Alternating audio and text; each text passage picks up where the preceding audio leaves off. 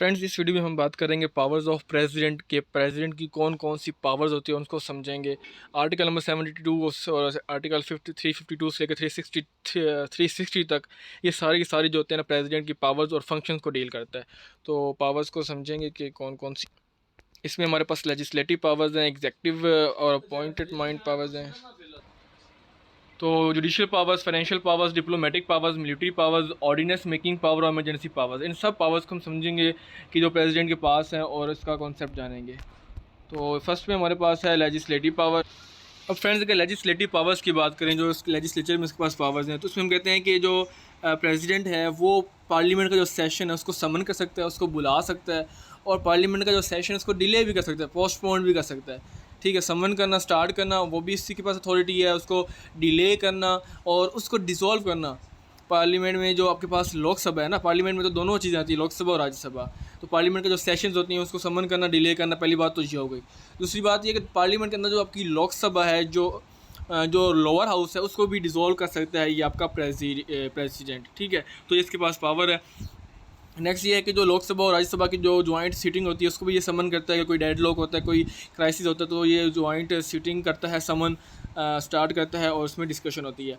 हर general election के बाद friends, जो फर्स्ट पार्लियामेंट का जो सेशन होता है ना, वो कौन एड्रेस करता है? वो आपका प्रेसिडेंट होता है इंडिया का, वो एड्रेस करता है। उसके बाद जो डिप्टी स्पीकर, जो लोकसभा का डिप्टी स्पीकर होता है, जो मेन हेड होता है, और जो राज्यसभा का जो डिप्टी चेयरमैन होता है ना, उसको भी कौन अपॉइंट करता है? प्रेसिडेंट अपॉइंट करता है, कर सकता है। उसके बाद जो हाउस ऑफ पार्लियामेंट हैं दोनों, उसमें जो पेंडिंग जो बिल हैं पार्लियामेंट में, उसके रिलेटेड जो एडवाइस भी कर सकता है, मैसेजेस सेंड कर सकता है कि ये मेरी जो है ना रिकमेंडेशन है, इसको आप कंसिडर करें। तो ये उसके रिलेटेड अपनी मैसेजेस, उसका अथॉरिटी है कि वो अपनी रिकमेंडेशन और सजेशंस दें। इसके बाद फ्रेंड्स, जो राज्यसभा के जो मेंबर्स हैं, अब देखिए अगर चेयरमैन और डिप्टी चेयरमैन अगर वो वैकेंट है, वो प्रेजेंट नहीं है, तो उसकी एब्सेंस में जो प्रोसीडिंग्स को प्रोसाइड करने के लिए वो किसी भी राज्यसभा के मेंबर को अपॉइंट कर सकता है कि आप जो है ना chairman, deputy speaker, deputy chairman की पोजीशन और चेयरमैन, ठीक है, चेयरमैन या डिप्टी और डिप्टी चेयरमैन, उन दोनों की जो है ना जगह वो प्रिजाइड करे, वो लीड करे प्रोसीडिंग को। तो ये अपॉइंट करता है आपका प्रेसिडेंट, और वो किसी भी राज्यसभा का मेंबर को वो कर सकता है। और लास्ट में इसके पास ये है कि वो जो फ्रेंड्स, जो एंग्लो इंडियन कम्युनिटी है, उसमें दो लोकसभा के अंदर ना फ्रेंड्स ये होता है कि दो मेंबर्स को ये नॉमिनेट कर सकता है प्रेसिडेंट, दो मेंबर्स को अपॉइंट कर सकते हैं। मीन वो इलेक्शन के थ्रू नहीं आएंगे, अपनी किसी खास स्किल, आर्ट, एक्टिंग हो गई फॉर एग्जांपल, या स्पोर्ट या साइंस, किसी में उन्होंने अच्छी परफॉर्मेंस दी है, तो उसकी बेस पे, एक्स्ट्रा ऑर्डिनरी स्किल्स की बेस पे इंडियन कम्युनिटी में मीन्स वो दो मेंबर जो है ना, ये आपका प्रेसिडेंट वो अपॉइंट कर सकता है। तो ये सारी थी उसके पास लेजिस्लेटिव पावर्स।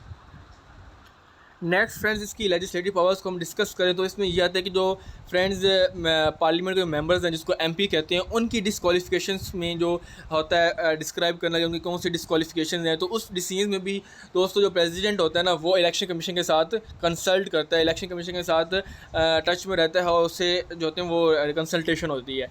और फ्रेंड्स, नेक्स्ट ये है कि अब दोस्तों कोई बिल है, पार्लियामेंट से पास हुआ है, ठीक है, तो वो बिल प्रेसिडेंट को सेंड कर दिया जाएगा, प्रेसिडेंट के पास भेज दिया जाएगा, क्योंकि बिल तब भी लॉ बनेगा जब तीनों के साइन होंगे ना, तीनों एसेंट होंगे। तो पहले पार्लियामेंट के दोनों हाउसेस से बिल पास होगा, उसके बाद वो प्रेसिडेंट के पास चला जाएगा। और प्रेसिडेंट के पास तीन ऑप्शन है, या तो वो उस बिल के ऊपर अपनी एसेंट दे सकता है कि सिग्नेचर कर दे, साइन कर दे और कह दे कि हाँ ये बिल ठीक है, या तो उस बिल को अपने पास होल्ड कर सकता है एसेंट के लिए, कुछ टाइम के लिए, ठीक है, उसी वक्त फ़ौरन ना करे इस एसेंट, बट विद होल्ड करे उस एसेंट के लिए, टाइम के लिए, ठीक है। थर्ड ऑप्शन ये है कि वो जो प्रेसिडेंट है वो उस बिल को रिटर्न कर सकता है पार्लियामेंट के, ये बिल ठीक नहीं मेरे हिसाब से, वो अपनी कुछ रिकमेंडेशन, सजेशन दे सकता है और कहेगा कि इसको दोबारा से रिकन्सिडर किया जाए, ठीक है। लेकिन ये बात अपने माइंड रखनी है कि मनी बिल को वो रिटर्न नहीं कर सकता। अगर वो मनी बिल नहीं है तो फिर वो रिटर्न कर सकता है, बट अगर मनी बिल होगा तो वो फिर रिटर्न नहीं कर सकता, उसको सेंट देनी ही पड़ेगी, ठीक है। तो नॉन बिल मनी बिल जो होगा ना, उसमें ये होगा कि उसको वो जो बिल होगा वो उसको रिटर्न कर देगा। अब बिल अब दोबारा रिटर्न हो गया पार्लियामेंट के पास। अब पार्लियामेंट अगर दोबारा से उसको पास करती है मेजोरिटी के साथ 2/3, तो चाहे वो अमेंडमेंट करे या ना करे उसकी मर्ज़ी है, उसने सजेशन दे दिया। अब अगर दोबारा से बिल री इंट्रोड्यूस होता है पार्लियामेंट में, तो फिर क्या होगा, दोबारा से बिल अगर इंट्रोड्यूस हो गया और पास हो गए दोनों हाउसेज से, तो फिर प्रेसिडेंट को अपनी एसेंट देनी ही होगी। एक उसके पास चांस है कि वो रिटर्न कर सके, दूसरा उसके पास चांस नहीं है, दूसरा उसमें हर हालत में उसकी assent must the president then must have to give his assent for the bill और हर एसेंट। तो ये थी हमारे पास लेजिस्लेटिव पावर। नेक्स्ट फ्रेंड्स हमारे पास है एग्जेक्टिव पावर्स जो प्रेसिडेंट के पास होती हैं। तो एग्जेक्टिव पावर्स में ये है कि फ्रेंड्स तो तमाम के तमाम जो एग्जेक्टिव एक्शंस होते हैं जो इंडियन गवर्नमेंट करती है वो किसके नेम पे होते हैं, वो इस प्रेसिडेंट के नेम पे होते हैं, फॉर्मली टेकिंग द नेम। अब ये आपने समझना है कि ये बस फॉर्मल ही है, मीन करती तो वो इंडियन गवर्नमेंट खुद ही है। एग्जेक्टिव है, आपके पास प्राइम मिनिस्टर है और काउंसिल ऑफ मिनिस्टर्स हैं, वही करते हैं। बट नाम किसका, प्रेसिडेंट। नाम प्रेसिडेंट का, काम प्राइम मिनिस्टर का और काउंसिल ऑफ मिनिस्टर्स का। तो फॉर्मली जो नेम होता है मींस उसको टिटुलर सॉवरेन और सेरेमोनियल कहा जाता है ना, जो रबर स्टैम्प कहा जाता है प्रेसिडेंट को। तो इस तरह के ये इसकी एग्जेक्टिव पावर्स हैं, चाहे ये फॉर्मली पर इसके पास ये इसके नेम पर जो होते हैं ना एक्शन होते हैं। नेक्स्ट ये कि प्राइम मिनिस्टर और जो बाकी जो कैबिनेट मिनिस्टर्स हैं उनको कौन अपॉइंट करता है, ये आपका प्रेसिडेंट अपॉइंट करता है। अब ये बस थ्योरेटिकल है, मीन्स इसको अपॉइंट करना होता है जिसके पास मेजोरिटी होती है, जिस प्राइम मिनिस्टर के पास। बट एक प्रोसीजर फॉलो करते हुए तो पावर जो है, जो अथॉरिटी है वो इस प्रेसिडेंट के पास ही है, जो प्राइम मिनिस्टर को भी वही अपॉइंट करेगा जिसने मेजोरिटी ली होगी पार्लियामेंट में, लोकसभा में, और कैबिनेट मिनिस्टर्स को भी यही अपॉइंट करेगा। नेक्स्ट इसमें ये एक अटॉर्नी जनरल जो इंडिया का है वो यही अपॉइंट करता है प्रेसिडेंट, और उसकी सैलरी भी सेट करता है। नेक्स्ट इसकी जो अपॉइंटमेंट जो करता है वो है auditor general of India, chief election commissioner, other election commissioners हो गए, चेयरमैन और member of union public service commission UPSC जिसे कहते हैं, उसके मेंबर्स और चेयरमैन, स्टेट गवर्नर्स, चेयरमैन और मेंबर्स ऑफ फाइनेंस कमीशन और अदर ऑफिशियल्स, इन सबको ये अपॉइंट करता है। और इसके बाद इसके पास अथॉरिटी है कि वो इंटर स्टेट जो काउंसिल होती है उसको प्रमोट करे सेंटर स्टेट तक, और इंटर स्टेट कोऑपरेशन में ना जो यूनियन टेरिटरीज़ है उसको एडमिनिस्ट्रेट यही करता है by the directly through the administrators he appoints. Means ये एडमिनिस्ट्रेटर्स को अपॉइंट्स करेगा और उसके थ्रू जो यूनियन टेरिटरी है, जो पूरा इंडिया है, उसको ये एडमिनिस्ट्रेशन इसके पास होती है। ठीक है। नेक्स्ट अगर हम एग्जेक्टिव पावर देखें तो वो ये है कि कोई भी हमारे पास जो फ्रेंड्स इसके पास अथॉरिटी होती है कि वो किसी भी एरिया को स्केजुअल्ड एरिया जो है ना वो डिक्लेयर कर दे कि ये इंडिया गवर्नमेंट के अंडर है और ये एडमिनिस्ट्रेट स्केजुअल्ड एरिया है। तो वो कोई भी ट्राइबल एरिया और जो बाकी जो बैकवर्ड क्लासेस होती हैं और स्केजुअल ट्राइब्स हैं वो इनको अपॉइंट कौन करता है, प्रेसिडेंट करता है। इसके पास अथॉरिटी होती है ताकि वो इन्वेस्टिगेट कर सके और सारा कुछ कर सके। नेक्स्ट फ्रेंड्स के पास बात करें तो है फाइनेंशियल पावर्स प्रेसिडेंट के पास। वो कौन कौन सी पावर्स हैं। फर्स्ट पावर इसके पास ये है कि वो मनी बिल को इंट्रोड्यूस करवाता है। मीन जब मनी बिल इंट्रोड्यूस हो रहा होता है ना तो उस वक्त इसकी जो रिकमेंडेशन है वो प्रायर होती है, उसकी प्रायर रिकमेंडेशन मस्ट है। फिर उसके बाद जो होगा ना पहले से रिकमेंड किया जाएगा, फिर मनी बिल को इंट्रोड्यूस होगा। नेक्स्ट उसके पास जो पावर है वो ये है फाइनेंशियल पावर कि वो जो ग्रांट होती है उसको जब डिमांड करना होता है, जब ग्रांट दी जाती है उसके लिए इसकी रिकमेंडेशन प्री रिक्विज़ाइट है। अगर इसकी रिकमेंडेशन होगी इसकी तो फिर वो ग्रांट की जाएगी, तब वो डिमांड जो कि वो बनेगी ग्रांट की तो होगा। तो इसकी रिकमेंडेशन प्री रिक्विज़ाइट है, इसकी रिकमेंडेशन नेसेसरी है। ठीक है। नेक्स्ट है कंटीजेंसी फंड ऑफ इंडिया। अब वो भी इसी के कंट्रोल में है। अब कंटीजेंसी फ़ंड का मीनिंग क्या है। कंटीजेंसी फंड्स वो होते हैं जब कोई भी फ्रेंड्स अनफोर्सीन सिनेरियो आ जाता है, कोई एमरजेंसी आ जाती है, कोई नेचुरल डिज़ास्टर आ जाता है, किसी किस्म का कोई कंट्री के अंदर क्राइसिस आ जाता है, तो उसको कोप करने के लिए, उसको डील करने के लिए, टैकल करने के लिए कंटीजेंसी फंड्स होते हैं, क्रिएट किए जाते हैं ताकि वो कंपनसेट हो। तो 2005 में फ्रेंड्स जो था ये कंटीजेंसी फंड 50 करोड़ से लेकर 500 करोड़ तक गया, और 2021 में इसको प्रपोज कर दीजिएगा 100 करोड़ तक ये जो हो गया कंटीजेंसी फंड्स इंक्रीज़ हो गया। हर 5 साल में फ्रेंड्स ये होता है कि ये जो प्रेसिडेंट है ये फाइनेंस कमीशन को अपॉइंट करता है। इसकी रिकमेंडेशन के ऊपर क्या होता है, रेवेन्यूज़ को डिस्ट्रीब्यूट किया जाता है। ये फाइनेंस कमीशन को जो है वो रिकमेंडेशन देता है। ठीक है। सेंट्रल गवर्नमेंट और जो स्टेट गवर्नमेंट होती है इन दोनों के दरमियान जो रेवेन्यूज़ होती हैं इनकी डिस्ट्रीब्यूशन में ये जो होता है फाइनेंस कमीशन बनाता है, अपॉइंट यही करता है प्रेसिडेंट। और नेक्स्ट फ्रेंड्स जो फाइनेंशियल स्टेटमेंट होती है जो कि पार्लियामेंट में यूनियन बजट जो होता है वो भी इसी में आता है, प्रेसिडेंट के अथॉरिटी में आता है, ये अरेंज स्टेटमेंट करवाता है सारा कुछ। नेक्स्ट फ्रेंड्स हमारे पास है जुडिशल पावर्स में ये है कि जो चीफ जस्टिस होता है और जो बाकी सुप्रीम कोर्ट का चीफ जस्टिस और बाकी जजेस और हाई कोर्ट के जो जजेस होते हैं उनको कौन अपॉइंट करता है, प्रेसिडेंट अपॉइंट करता है। ठीक है ना।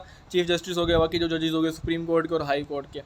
नेक्स्ट सेकंड जो पावर है वो इसके पास ये है कि जो प्रेसिडेंट होता है फ्रेंड्स, ये चाहे तो जज को डिसमिस भी कर सकता है, बट इसके साथ जो प्री रिक्विज़ाइट जो कंडीशन है वो ये है कि बाकी जो दोनों हाउसेज़ की जो दोस्तों है ना, पार्लियामेंट के जो दोनों हाउसेज़ हैं उसमें 2/3 मेजोरिटी भी की रेजोल्यूशन भी पास हो। अगर 2/3 मेजोरिटी सपोर्ट कर रही है तो फिर वो प्रेसिडेंट जज को डिसमिस कर सकता है। आर्टिकल नेक्स्ट है आर्टिकल 60 में ये कहा गया कि जो प्रेसिडेंट्स के पास जो इसकी रिस्पॉन्सिबिलिटी है, जो उसका फंक्शन है वो ये है कि वो इंडियन कॉन्स्टिट्यूशन को और इंडियन जो लॉ है उसको प्रिजर्व करे, सेफ गार्ड और उसको डिफेंड करना। मीन कॉन्स्टिट्यूशन की जो हिफाजत है, जो प्रोटेक्शन है, वो किसकी रिस्पॉन्सिबिलिटी है? प्रेसिडेंट की है।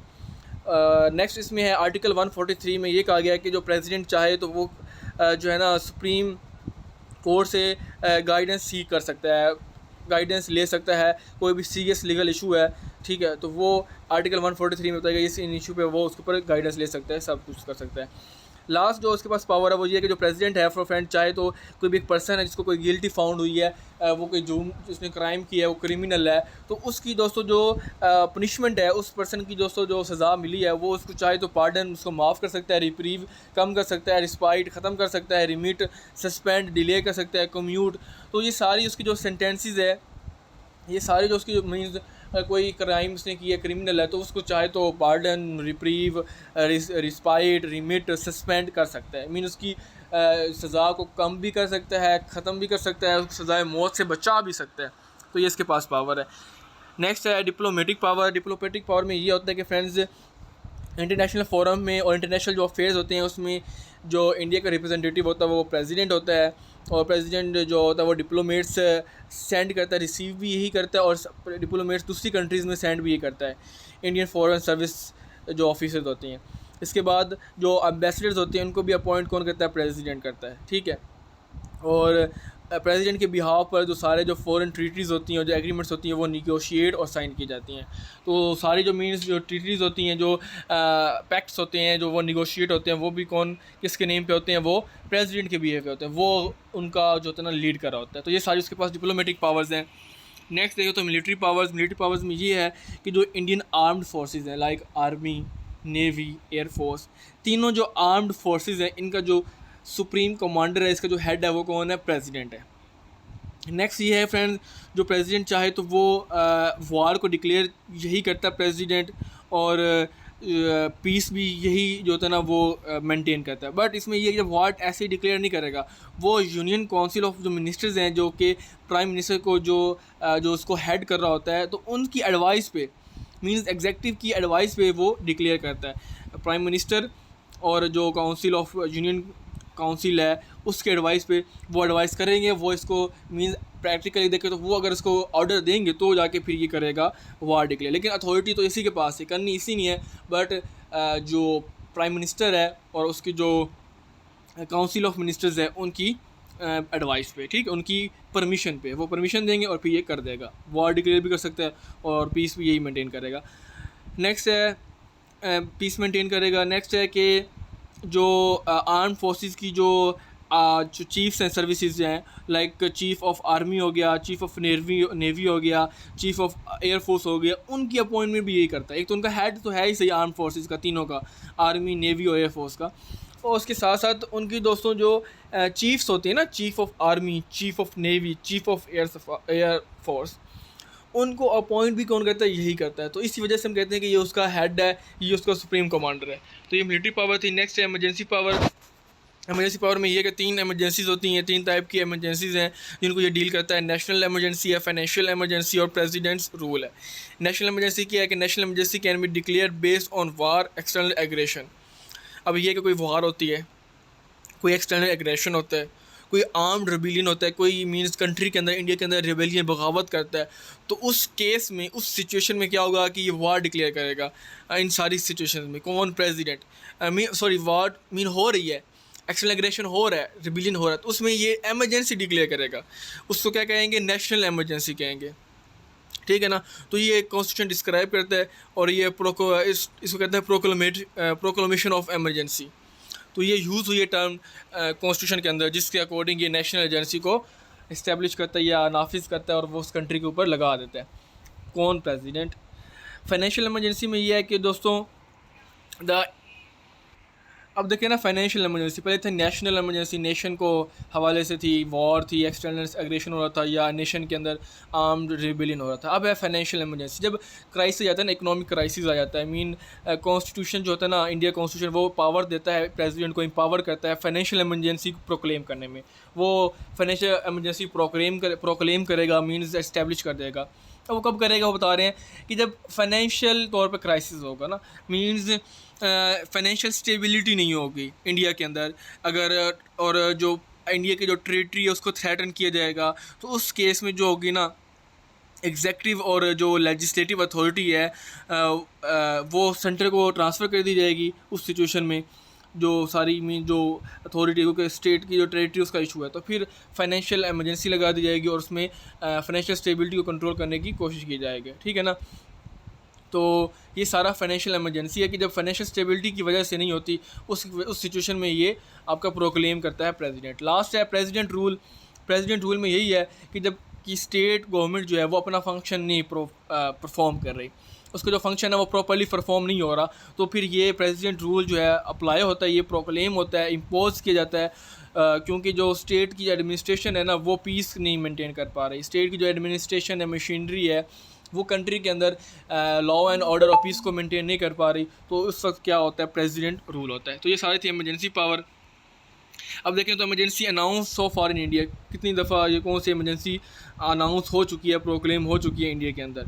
तो नेशनल इमरजेंसी हो चुकी है, आर्टिकल 352 के अंडर इमरजेंसी प्रोक्लेम हुई है, 3 दफ़ा प्रोक्लेम्ड हुई है। 1962, 71 और 75 जब वॉर हुई थी इंडिया की चाइना के साथ और पाकिस्तान के साथ, तब ये इमरजेंसीज़ को प्रोक्लेम किया गया था, इम्पोज किया गया था। 62 और 71 में एक्सटर्नल एग्रेशन हुआ था, तब किया गया था। और 75 में क्या हुआ था, इंटरनल डिस्टर्बेंस हुई थी, उन्होंने एक्सप्लेन कर दिया है। 62 और 71 में एक्सटर्नल एग्रेशन मीन चाइना और पाकिस्तान के साथ जब इंडिया का एग्रेशन हुआ था, एक तरह की वॉर हुई थी, तब ये नेशनल इमरजेंसी हुई थी। और 75 में जब इंटरनल डिस्टर्बेंस अंदरूनी तौर पर रेबिलियन हुआ था, तब ये नेशनल इमरजेंसी इम्पोज की गई थी। नेक्स्ट है प्रेसिडेंट रूल, जिसको कॉन्स्टिट्यूशनल इमरजेंसी कहते हैं। वो कब हुआ है, वो हुआ है तो कॉन्स्टिट्यूशनल इमरजेंसी है जिसको प्रेसिडेंट रूल कहते हैं। तो ये कहा गया कि एक रिपोर्ट के मुताबिक ये रिवील्ड हुआ है, ये पता चला है कि 115 दफ़ा जो है ना, ये प्रेसिडेंट रूल अप्लाई हो चुका है, प्रोक्लेम हो चुका है 2018 तक। जो रिसेंट यूजेज हुआ था आर्टिकल 356 का, जिसमें प्रेसिडेंट रूल हुआ था, वो हुआ था पुडुचेरी में फरवरी 2021 में। क्योंकि कांग्रेस गवर्नमेंट की जो मेजोरिटी थी उसने लॉस कर दी थी, तो उस वजह से ये रूल हुआ था। तो ये प्रेसिडेंट रूल बहुत दफ़ा हो चुका है। लास्ट में है फाइनेंशियल इमरजेंसी। देखी जाए तो वो ये है कि अभी तक कोई भी फाइनेंशियल इमरजेंसी प्रोक्लेम नहीं हुई, कोई भी अभी तक वो इन्वोक नहीं हुई, कोई ऐसा इंसिडेंट, कोई ऐसा सिचुएशन नहीं है कि फाइनेंशियल इमरजेंसी को जिसने इन्वोक किया हो या तो जिसकी ज़रूरत हो, रिक्वायरमेंट हो। तो अभी तक फाइनेंशियल इमरजेंसी प्रोक्लेम या इम्पोज नहीं की गई, ठीक। जब तक कॉन्स्टिट्यूशन अभी तक इनेक्टमेंट हुई है, जब तक अभी तक सो फार इंडिया में अभी तक कोई भी जो है ये फाइनेंशियल इमरजेंसी नहीं हुई। लास्ट उसकी जो पावर है वो ऑर्डिनेंस मेकिंग पावर है। अकॉर्डिंग टू आर्टिकल 123 प्रेसिडेंट जो होता है वो ऑर्डिनेंस बनाता है, ऑर्डिनेंस मेकिंग उसके पास पावर है, ठीक है। अब देखें तो ये ऑर्डिनेंस मेकिंग पावर क्या, ऑर्डिनेंस क्या होता है, इसमें देखें तो ये ऑर्डिनेंस तब बनता है जैसे बिल होता है ना, इसी तरह ये ऑर्डिनेंस होता है। जैसे बिल पार्लियामेंट पास करती है, तो इसी तरह प्रेसिडेंट ऑर्डिनेंस बनाता है। अब इसमें कैसा होता है, ये प्रोमulgate करता है ऑर्डिनेंस को, कैसे कर सकता है प्रोमulgate, इम्पोज कैसे कर सकता है। तो ये तब कर सकता है प्रेसिडेंट जब दोनों जो हाउस है ना पार्लियामेंट के, वो सेशन में नहीं है, वो सेशन नहीं अटेंड कर रहे, तो या फिर जो लोकसभा है या राज्यसभा है वो सेशन में नहीं है। अगर एक हाउस या दोनों हाउस जब सेशन में नहीं होंगे, तो उस वक्त प्रेसिडेंट के पास ये अथॉरिटी है कि वो ऑर्डिनेंस बनाए और उसको प्रोमulgate करे। और जो यूनियन कैबिनेट होती है ना, ये फ्रेंड्स, ये उसकी रिकमेंडेशन के ऊपर करता है। जो यूनियन कैबिनेट होती है वो रिकमेंड करती है और उसके बाद ये ऑर्डिनेंस को प्रोमulgate कर दिया जाता है, ऑर्डिनेंस को अप्लाई कर दिया जाता है, इम्पोज कर दिया जाता है। तो फ्रेंड्स, सो फार ये था हमारे पास पावर्स ऑफ प्रेसिडेंट। होप आपको सारा समझ आ गया होगा, आपके माइंड में बैठ गया होगा, ये सारी पावर्स थी, हमको समझा। अगर आपके माइंड में कोई भी क्वेश्चन है, कोई क्यूरी है, कोई डाउट है, आप कमेंट सेक्शन में पूछ सकते हैं। अगर आपको ये वीडियो अच्छी लगती है तो आप कमेंट सेक्शन में अपना फीडबैक दें। So friends, if you like my video you can hit the like button and subscribe my channel and press the bell icon button. And ये था हमारे पास पॉलिटिकल साइंस का कॉन्सेप्ट इंडिया कॉन्स्टिट्यूशन में। तो friends, till then take care of yourself, study hard, we will meet in the next video. Till then, good bye.